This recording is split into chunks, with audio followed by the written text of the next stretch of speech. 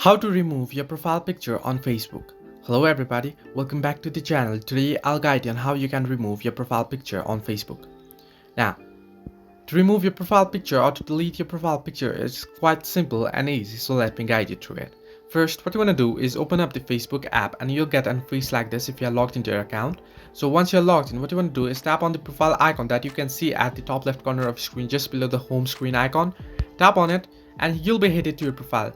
Now, if you tap on your profile picture, you'll get varieties of options. You'll get an option, view story, see profile picture, select profile picture, import from Instagram, create avatar profile picture.